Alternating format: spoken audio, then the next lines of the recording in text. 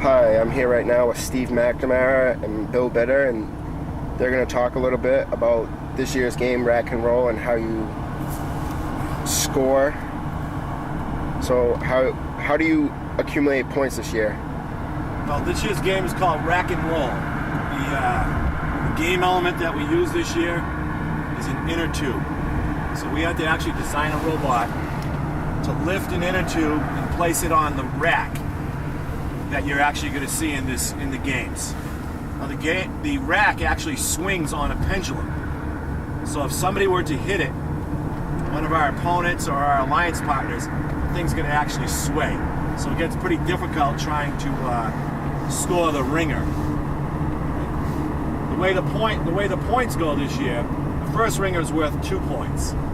And then every additional ringer after that, if they're in sequence, will double your score. So it goes from 2 points to 4 points to 8 points, 16, 32, and so on and so forth. The second way you can score points is by lifting your alliance partner 12 or more inches above the ground for an additional 30 points. Now, we're teamed with 2 alliance partners at random for every game. So we don't know who we're playing with, but we don't know who we're playing against sometimes. You're actually given that schedule the second day of the event, and that schedule will tell you who you're playing with in certain matches and against. So it's possible you could be playing with some bad robots at times that really... Bill, you want to discuss some of our partners that we've played with? Some of the teams that you'll go up against are rookie teams who have no experience other than seeing how the game is played and the rules are given to them. It's kind of hit or miss whether you're going to get teamed up with a robot that has an effective scoring mechanism or if they play defense. This year, one of the other ways of scoring was in addition to the 12-inch height, you could actually get points for being 4 inches. Okay, that was half the number of points. Yeah. If your robot were lifted 4 inches or more. So that would be 15 points? It would be 15 points, for instance, and 2 robots together combined at that height would give you the 30, or you could have potentially 60 bonus points. The 30 point scores. The pairing is done in a kind of a random fashion. It's kind of like you pick out of a hat. It's picking, yeah.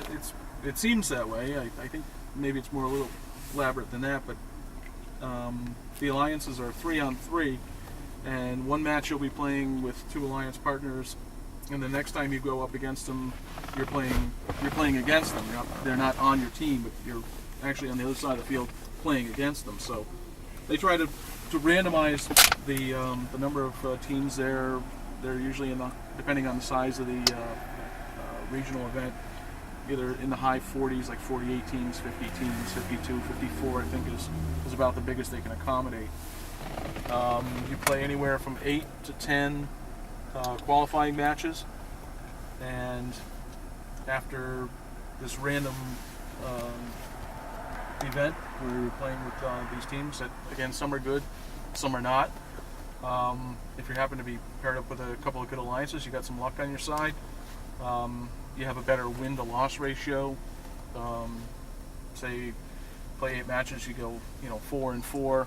You can actually play to ties. That's one of the other conditions that's available.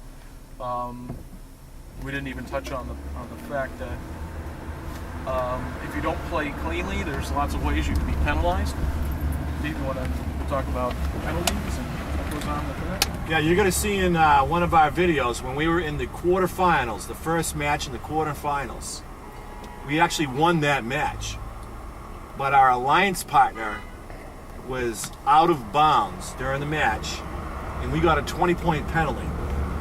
Well, it just so happens we lost that match by 8 points because of the 20-point penalty.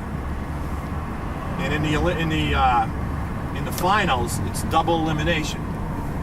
You lose 2, you're gone. and that was like sort of the beginning of the end, because that was our first loss. We ended up coming back in the second match, and we ended up kicking some butt. But then in the third match, the cards weren't in our favor. I'm not sure of the score. You'll end up seeing that in this video. We got knocked out in the quarterfinals, and that was in Hartford, Connecticut.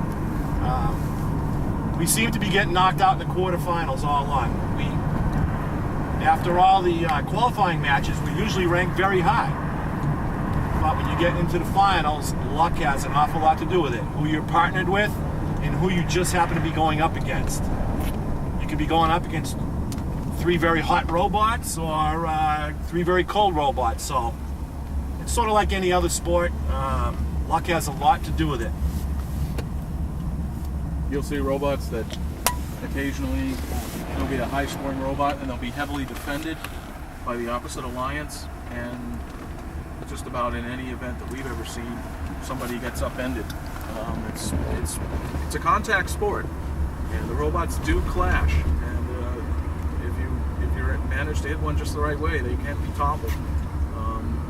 If that happens early in a match, and you're heavily reliant on this one alliance partner who's a good scorer, and they're knocked out early, it's an uphill battle. It's tough to overcome that. Then it's essentially a 3-on-2 or even 3-on-1 if you've only got one player who's capable. So a lot does have a lot to do with it, and it can go up against good teams and bad. And it strikes always when you least expect it, when you don't want it to.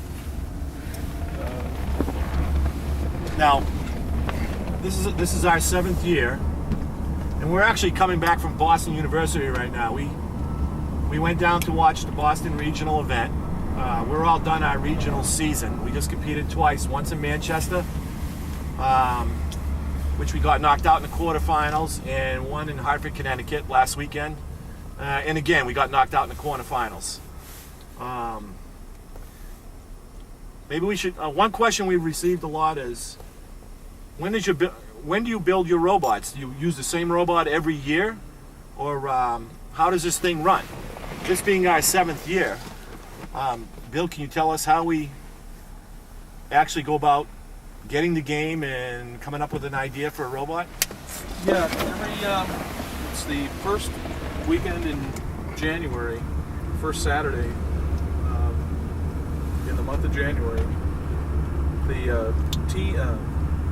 The game is revealed.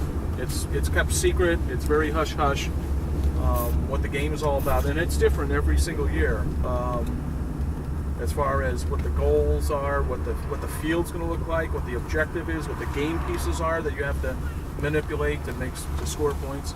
It's all kept secretive to all the teams, and then that weekend will be a live event that's held up in New Hampshire, which we go up to every year. They will, in an elaborate ceremony, reveal the game. They'll play a little video that they prepared, a little animation, and they'll show what the game is all about, how you score. It's kind of an overview. And they'll actually even play a game with, a lot of times with human players, because they know exactly what it's going to be like. The actual field is concealed within a black cloth behind the curtain, and they reveal it, and it's the actual field that you're going to be playing on in 6 weeks from that time. And you've got 6 weeks to build this robot. At the event, we're there. We actually pick up our kit of parts, which is it's 3 totes, Two tote containers. 2 tote containers, right? 2 large plastic tote bins, which house all the basic building blocks, all of the electronic components, all the radios, Motors, sensors, pneumatics, switches, gears, and so basically every team that